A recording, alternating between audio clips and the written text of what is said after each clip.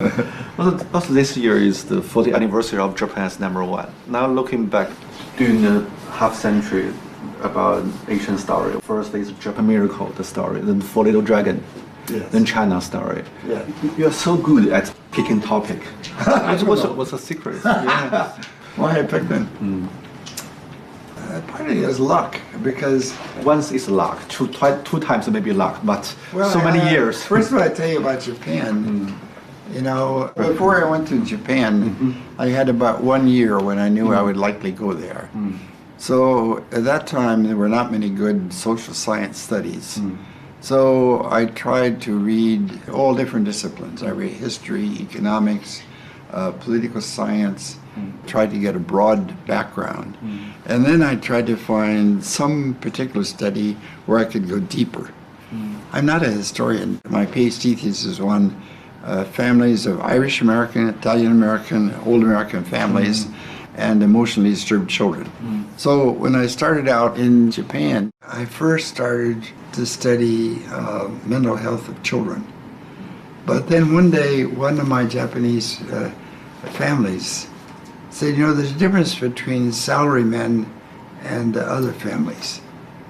And that lit up a light. That's really interesting. It's a sort of openness to the big ideas. The new middle class did not mean they just got rich.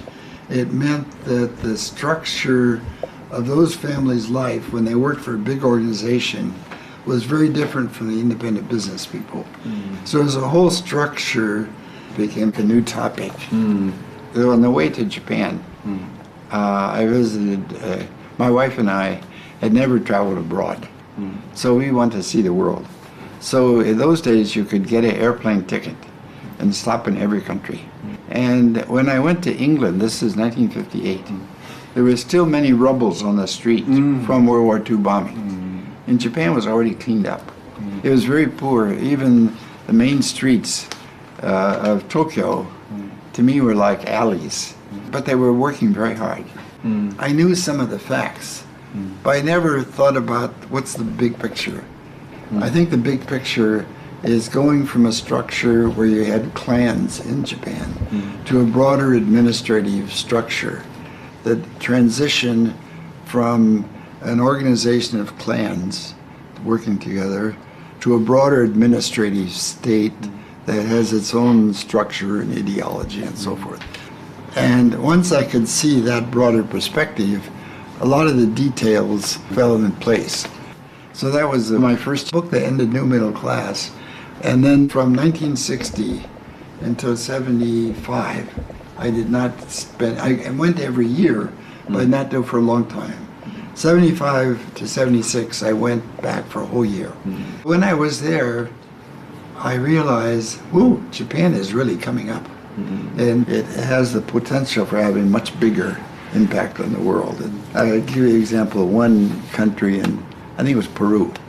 I talked to a local guy who he started out as the dealer for Japanese motorbike.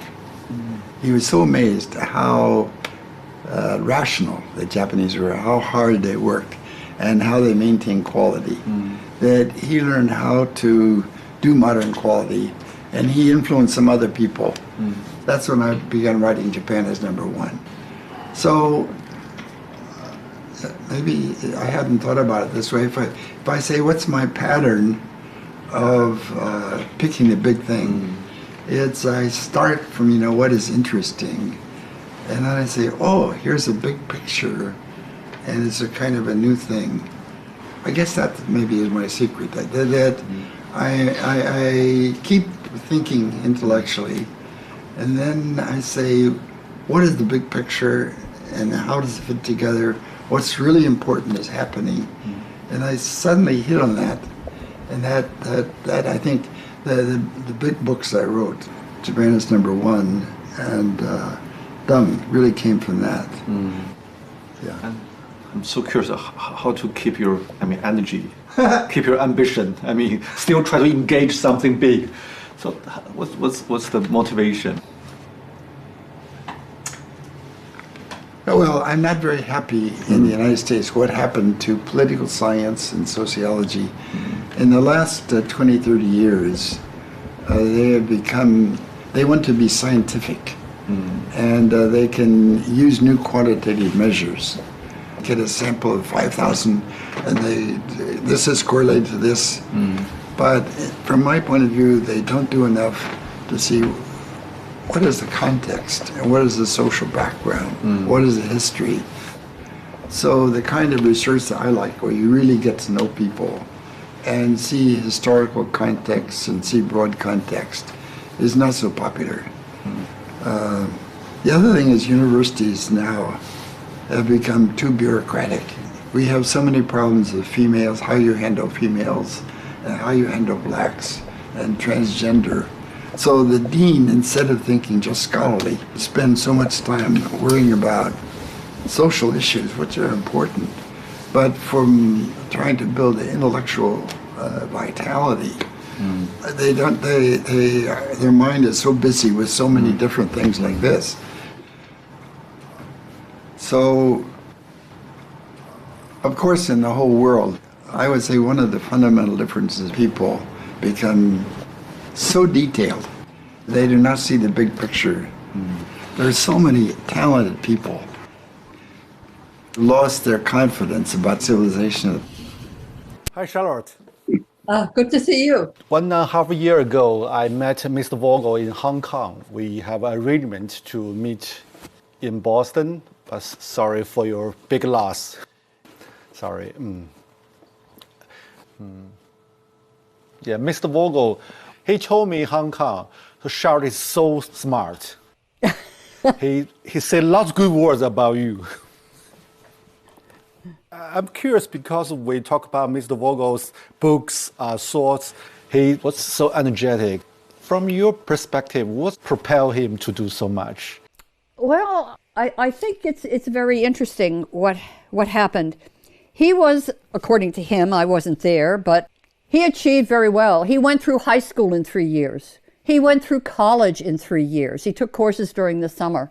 I mean, he had his master's degree, I think, at 20, something like that. But he didn't have to kill himself. He was a good scholar. It was relatively easy. He could lead a fuller life. And I think what might have kind of kicked him into high gear was when he came back from Japan, he had a job offer from Columbia. And so he and his wife decided sell the house and, think about moving to New York. So he came up to Harvard, so went through the process of selling the house and dropped in on one of his former professors, John Pelzel. And they chatted. And it turned out that Harvard and actually several other major universities around the country had just been given the mission to develop a whole new generation of China scholars. We had just gone through the McCarthy period of purging. Purging is probably too strong a word, but casting suspicion on a lot of older scholars who had studied China, maybe they were communist leaning. And so once that was over, there was a decision made to start generating a whole new cohort of scholars to study China. And Pelzel said to Ezra, would you like to do China? Ezra had never taken a China course, didn't speak Chinese. Chinese is nothing like Japanese. I mean, a lot of Americans think, you just go from one to the other. I mean, as you know, they are totally different. And Ezra said, wow, China.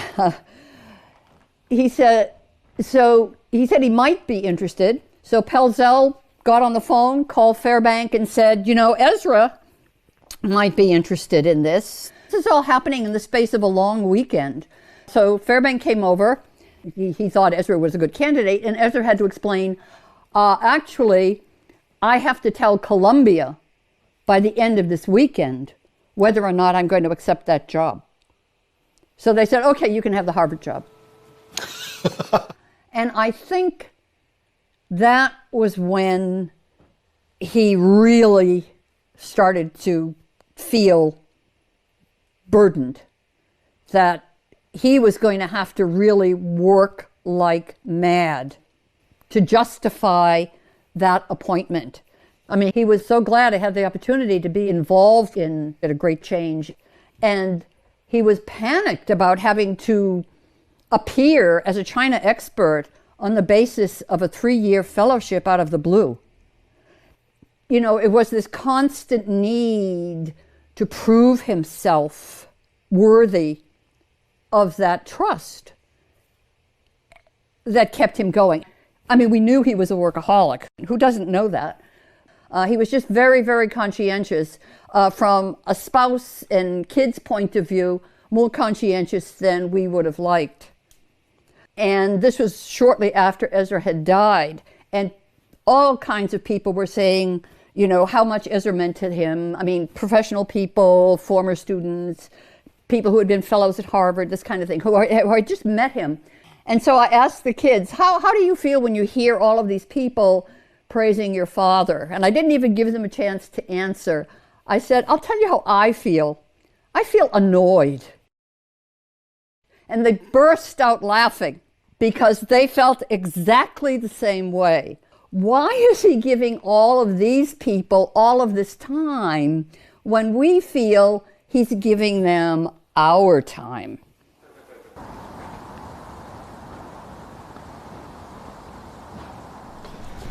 哎，对，当时是在这儿吗？我放没上班，为什么大家喜欢锁门呢？真是不明白。傅高义先生来的时候，办公室应该是在这个吗？哦，这是傅高义住的地方。那我们去网球场那边走走呗。对对对。傅先生讲他住的那个楼的特征，大概就是这一片。这里。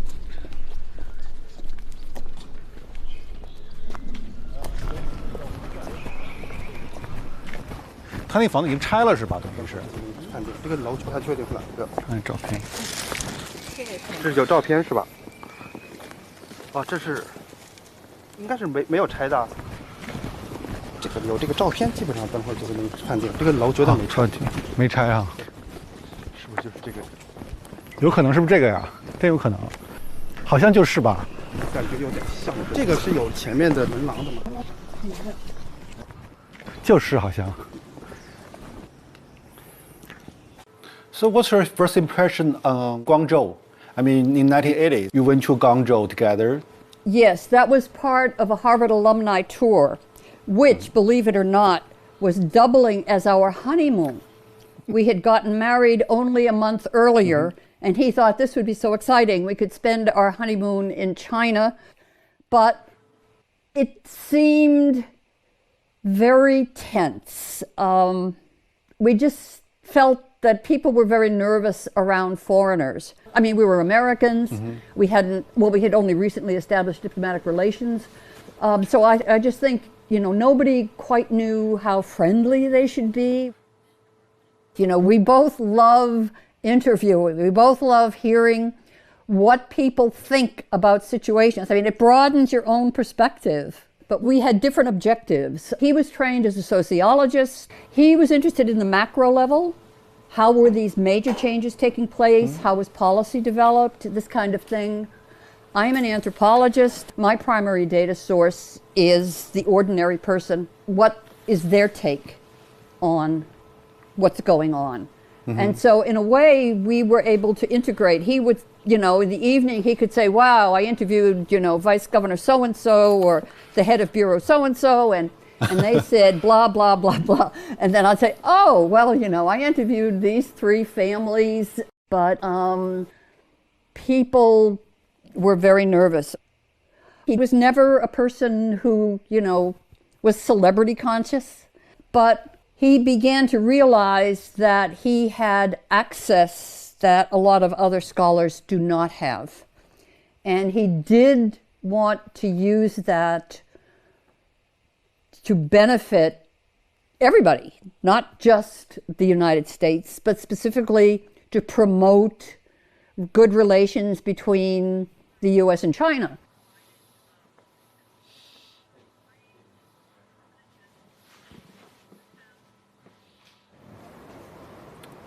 You said before that you study other countries because you want to use others' experience to maybe enlighten United States. Yes. During the past 5 decades, you travel deeply into China and Japan. Yes. So what's the major things you want to bring to United States, to Americans? Well, unfortunately, they don't listen enough. You know, if I really want to try to make America, if I really had power and really want to have fundamental, I think the experience of the countries that were late developers, where the country takes a more active role in trying to guide the whole country, would be really good. For example, we have good suburbs that have good schools. In poor neighborhoods, we have very poor schools, very poor teachers. If you had a national Ministry of Education, you would really try to have a national program, and you would have federal money, national money, to help the backward schools. So you'd have a much more equal educational system. So if I really had power and really want to use the example of Japan and China, I would say the government should take a much more active role. But I'm afraid America can't do that. I mean, we're not a late developer, and now people have too much pride. But in some ways, I think my vision is bigger. I mean, you know, it's a very important intellectual task for the whole world. The grand vision, you know, like Toynbee in the West had a big grand vision, and maybe some earlier period had a grander vision. But I think now people are not looking forward enough. For example, the bureaucrats I knew in the 1950s, that generation who were thinking how you build a modern Japan were really very broad. And the bureaucrats now are much pettier. You know, they've become too small. I think that, you know, there are historical changes in different time periods. Whether you have a broad vision makes a big difference. For example, you know, humiliation could be used in different ways. It could be used as a stimulus to study and to learn more, to build a modern organization.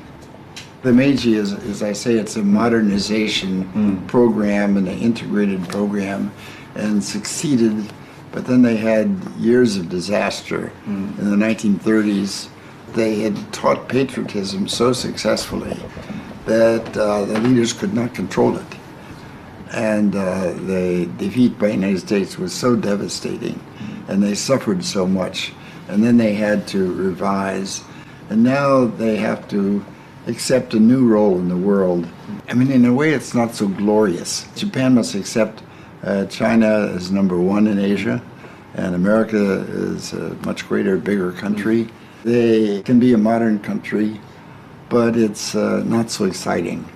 How to adjust to this new world? They don't have a clear vision.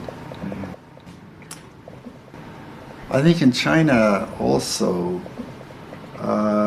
China is new powerful, and they have not yet become comfortable with their power.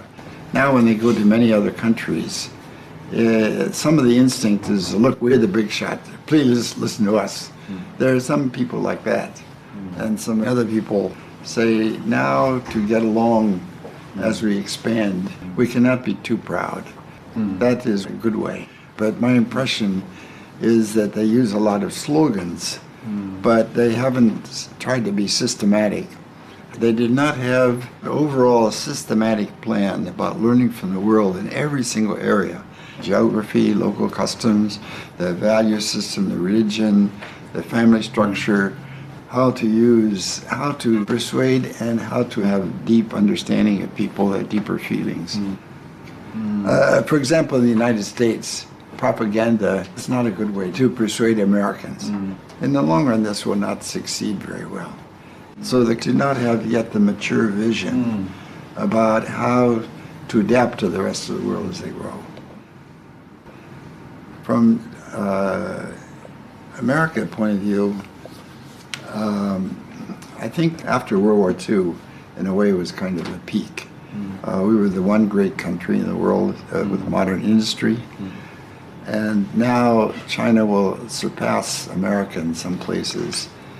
And we don't have a plan. I think our leaders, they have an instinctive reaction from the Cold War. We won't let another country pass. And a lot of people in Washington just want to criticize China, jump on China. But they don't have a vision of how to work with China now. I mean, from my point of view, human civilization is not just about business interests, economic growth, or new technology breakthrough. It's a broader conception. It's a kind of an intellectual development of trying to think the big picture of what is happening. You mentioned the public intellectual tradition. In 1960s, 70s, and until 80s, public intellectual play a very important role in understanding other countries. Now it become more marginal. There is a deeper problem. I mean, comparing with the older generation, people think not curious about different behavior, mentality of others' civilization. We are very self-centered. From your perspective, how to deal with? I don't know the answer. I wish I knew. I think it has to do with the new connection between communication and so forth. But what will be the basis of healthy relations? It's true. I mean, in the last 20 years, the world became chaotic. And out of the chaos, people went off in different directions, so I don't know that answer. But I think what I can do, and maybe have some impact, I hope, is how to deal with China. And there's some things Americans may not like about what's going on in China. But you have to be realistic. After all, China is going to be strong. And there are a lot of good Chinese people you can work with. If John King Fairbank alive, what would he do? In a way, he did not have such a broad goal as I do.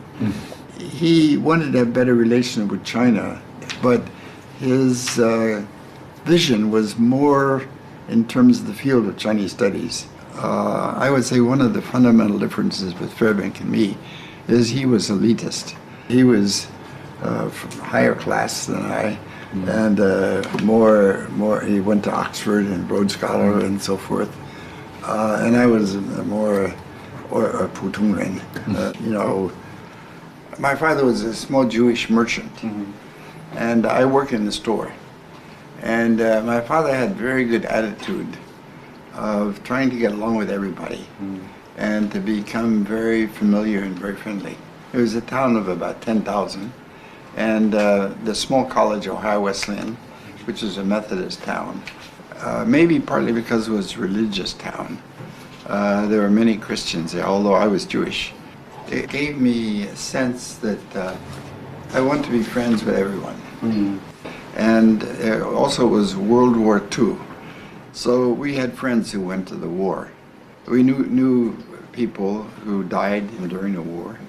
My generation after the war, we really wanted to have world peace. And in some ways, I feel I'm so lucky. I grew up in such small town America. I was given the opportunity to experience so many historical changes. And that to me means so much responsibility. Not because I thought that was so important, but because I thought the relations were so bad and I really want to make, I mean, that's the honest way. I really want those people to get along because there's so many good people in both countries. And there ought to be a better way. And I knew a lot of people. I want them to get along. So maybe I'm immodest. Maybe I'm not correct. But I think I have a contribution to make. So, do you think, I mean, there was a golden age between China and the United States, but now we have so many different complexes between each other. So, I mean, the transition, how the transition happened, is... You know, of course, you know, every country like China and the United States is big and we have many different people. You know, the extreme rightists, the extreme leftists. They don't have the confidence and the vision to really develop a understanding of each other. So how have to find a new path. You know, I'm afraid it could be so hard in the near future. But, well, it's also, you know, I think of the missionaries. I'll give you one example. I knew in Guangdong a guy named Yang Mai.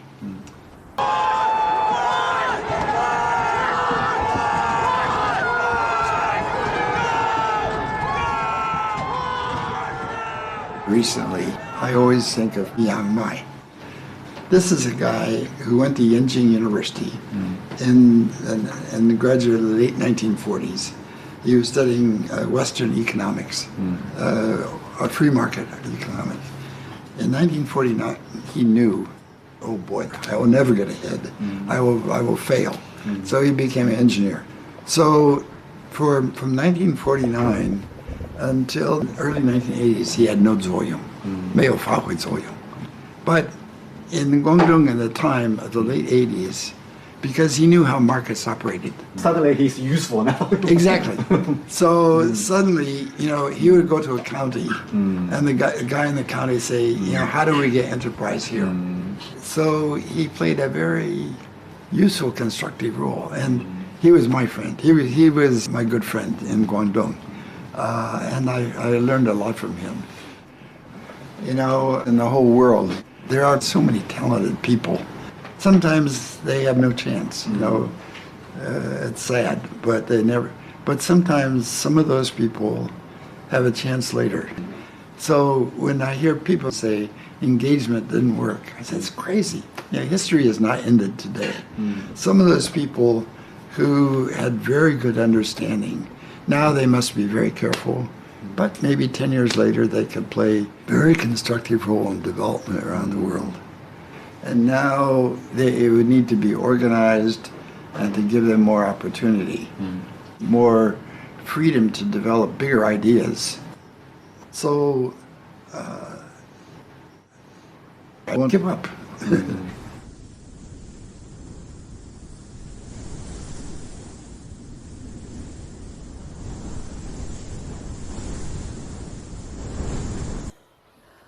All right, you want to see where he works. All right. Yeah, his working room. Here is the basement study. Pick that up. I'll put some lights on.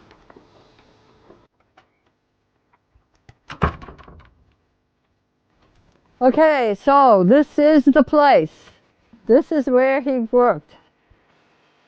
This is only part of it. Tons of books are in another part of the basement.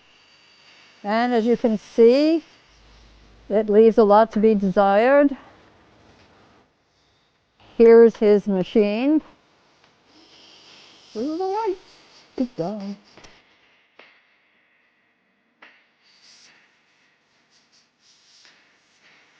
I'm not sure I should tell you this, but he had the draft of the paper that he was preparing as part of a Harvard package that was to go to the next administration. Now that means Biden, but it could have been somebody. So he decided more recently that he wanted to work more on Chinese because he did feel an obligation. And he had a scheduled appointment with tutors on December 19th. But unfortunately, he died on December 20th. She called, she didn't understand why he hadn't answered. She just didn't think of that. Ezra passed away. All right, here we go. Well, these are supposed to work so that, you know, ideally he would sit here, he would look out, he would see this plant, and then he would be able to see the area there. He didn't really make much use of the view. Usually this was just kept closed.